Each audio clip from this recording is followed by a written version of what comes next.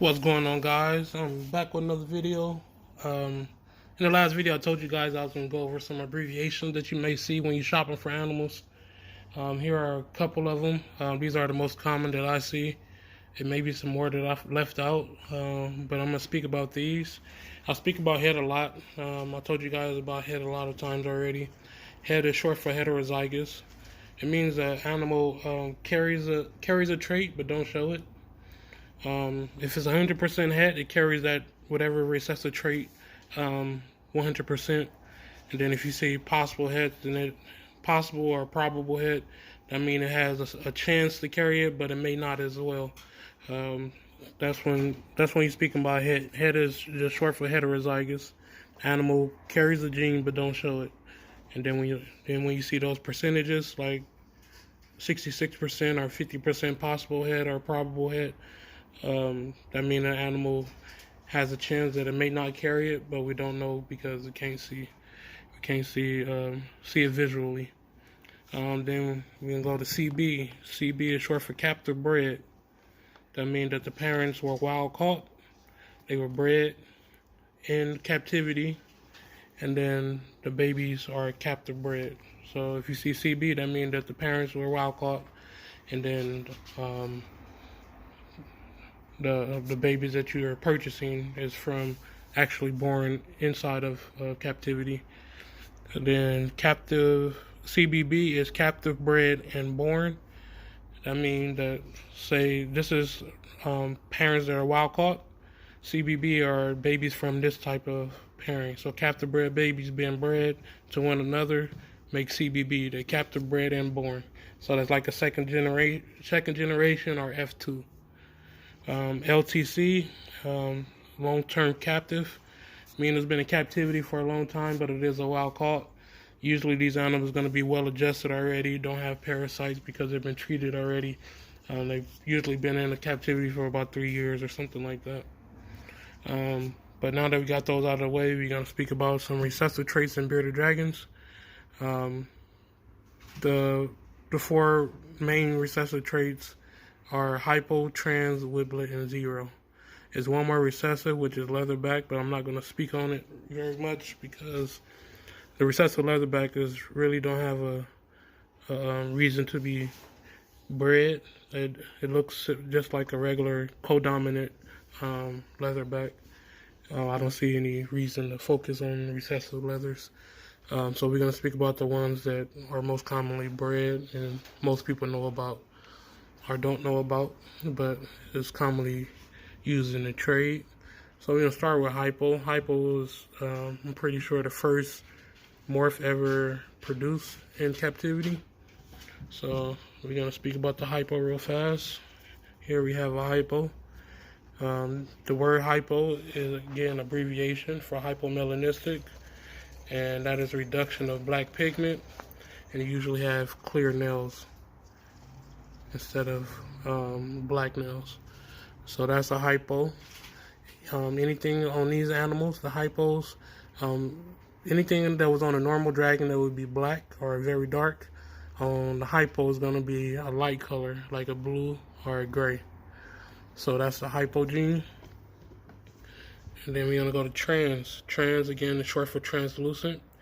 The translucent trait, it strips away the white from the body. So anything that's white on the normal dragon, I'll show you a normal dragon real fast. That's a normal dragon belly. You see how white it is. Let me get this trans. This is a trans right here. You can see through the belly because the white is missing on it. Even in some cases it's more prominent than this. This one has a little bit of white remaining. So the trans didn't completely express itself. But when you compare the two, you can see a big difference. So the translucent gene strips away white pigmentation, or I'm not even sure if white can be pigment, but the white color on the body is stripped away, and the translucent usually has black eyes as well.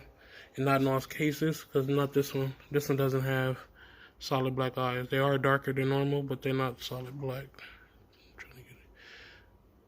Trying to get a good footage of it. So you can see a little brown still in there, the brown circle. And then the whiplet. The whiplet is a patternless morph. It has no pattern, but it can carry color. So if you breed this into any of your color lines, if you selectively breed over time and time, you can get whatever color you want in here. You can take it white, you could take it orange, you can take it red, you can take it yellow, and whiplets don't have any pattern at all, and that's including the shoulder pad. But even though it's absent of the shoulder pad, the whiplet can pick up color. And then the base form of a whiplet, it's like a tannish color, tan, light brown color. And then the last one is a zero. The zero has zero color, zero pattern. That's why they got the name zero. Unlike the whiplet, the zero cannot get any color. And unlike the whiplet, it does have the shoulder pads. And that's how you distinguish the difference between a whiplet and a zero. So this being a zero, they more of like a gunmetal gray in a base form. And the only thing that you can do with these is add hypo and then make it like a paper white dragon, close to paper white, very white dragon. And then I found that if you do zeros to white lines with hypo, it make them even lighter. But adding colors like yellow, orange, and red, not gonna happen. It's pretty much like an axanthic. Sometimes they have dark eyes in the base form. They can have solid black eyes. But even without trans being present at all in an animal. And those are all the recessive. Recessives, when you see het, is talking about all these genes right here. So you could be het hypo, you could be het trans, you could be het whiplet, you could be a het zero, because these are all recessive traits. Let me see which one's left. Okay, now we're gonna go to the codoms and dominants. Leatherback, like I said, there is a recessive leatherback as well, but most people don't speak on it or advertise it. But there is a recessive leatherback, but we're speaking about specifically the codominant leatherback. And because leatherbacks are codom. Codom means it takes two of these to prevent a visual. So if you breed two leatherbacks, which are codom, it makes a super form. Versus dominant. Dominant, they both could breed the same. Like you can breed a dominant and like half of the clutch will be visual of what the parent is. And codom, you can do the same. But the difference is if you breed two of these together, you can make a super form, which is a silkback and a leatherback case. So here's a leatherback. You see the scales are very reduced in size. So leatherback, reduced scale length. So the scales are just shrunken down, give it more of a leather-like feel. Let me get a normal dragon so you can compare the two scales. See the scalation on that one? They're raised versus on this one. This front one being a leatherback, and that one being a normal. And the thing with leatherbacks is because the scales are shrunken down, that color usually shows through better on leatherbacks. You can have some normal scales that have good color, but when you shrink those scales down closer to the skin, you get a more vibrant color.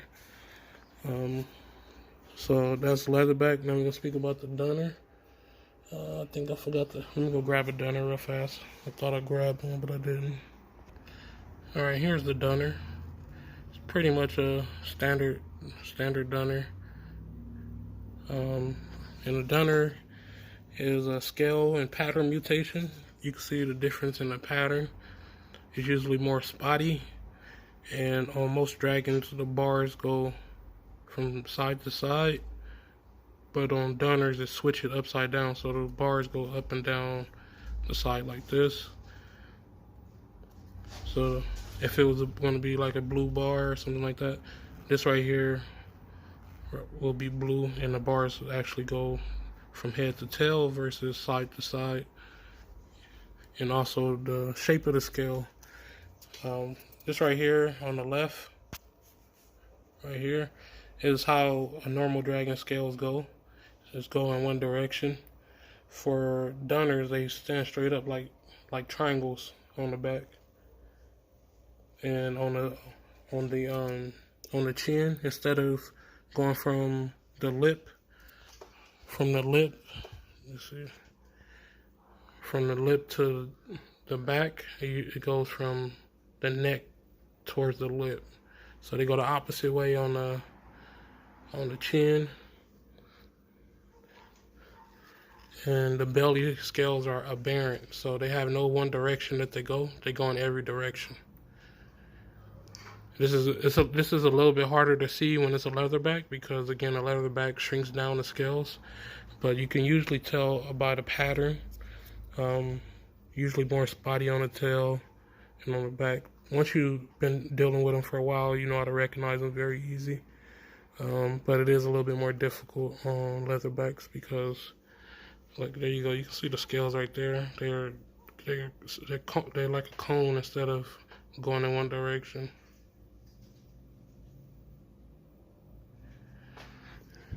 But yeah, that's the Dunner. And the last one we're going to speak about is genetic stripe. Let me go put this one back real fast. Alright, and last but not least, we have the genetic stripe. Genetic stripe works a lot like the Dunner. You breed it to a normal dragon, about 50% of the clutch is going to come out with stripes like this. I also see that with a genetic stripe, there are some things going on with the pupil of the eye. Usually more like a cat eye than what a normal dragon would be. I noticed that with probably 95% of the dragons, that there's some type of pupil change. On this one is almost a solid black eye.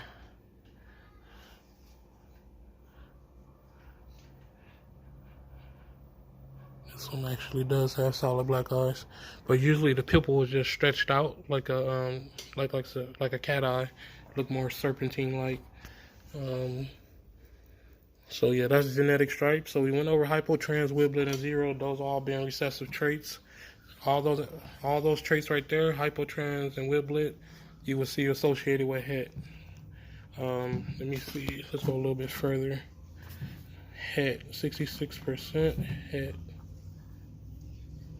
When you see 66% het, that means that both of the parents carry the whatever trait it is. It could be hypo, trans, wiblet, and zero. If it says 66% het trans, that means both parents carried it but didn't show it. So both parents were 100% het. That's basically 2 out of every 3 animals will carry the trait. But again, without it being visual, you won't know which ones until you breed them out. So this is 2 out of 3. 2 out of 3, and both of the parents were 100% parents. 100% het makes visuals. Everything that's not visual will be 66% het. So 2 out of every 3 babies in that pairing. If you see 50% het, that's 1/2. So 1 out of 2, and this is from one parent being a het.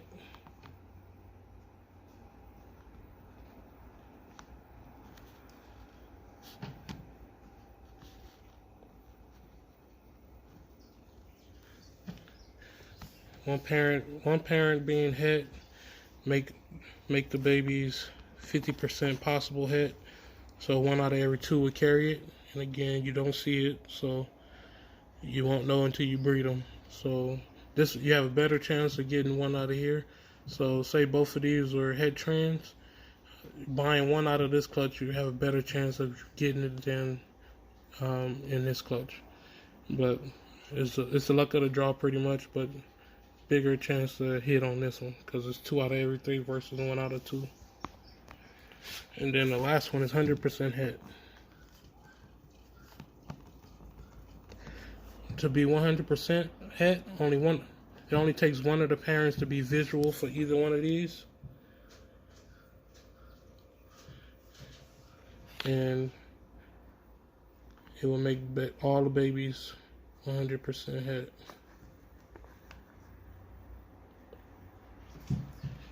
So we're going to go over that part one more time. For 66% hit, which is 2 out of 3, both of the parents are 100% hit for whatever trait it is in the recessive traits. So you're going to get visuals in this clutch, and you're also going to get dragons that are not visual, but they will have 66% chance out of their clutch mates to carry the trait. And then for 50% hit, one of the parents is a hit, one of the parents not a hit. The parent that's hit is going to transfer that to about half of the babies on average. So about half of the babies will be carriers but not show it. And then 100% hit, one of the parents is going to be visual for one of these traits, and one of the parents is not going to carry it at all. And then all the babies will carry it, but they won't show it. So they all carry it for sure. So alright, I'm going to end this video here. These are the subjects that help me explain a little bit to some of these traits to you guys. And you can have combinations of all these traits as well. You could, like my holdback from this year, he's a translucent leatherback, genetic stripe, and he's 100% head hypo and 66% probable head 0 and 50% possible head whiplet. But the parents don't look like none of these. So when you learn the traits and you start breeding, you get the hang of it. It's just when you first getting into it, it's like a lot to take in. That's why I try to bring it up as much as possible, because repetition, you learn by repetition in most cases. So by me being repetitive on some of this stuff and trying to explain it in different ways, you might catch it. You might catch the drift a little bit better in different ways. So try to draw it out a little bit. Hopefully it helped you. And again, these was the subjects for today. Help me explain the different traits and the morphs.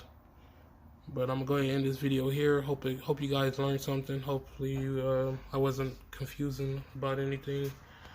But yeah, till next video, you guys have a good one. Thanks for watching. Peace.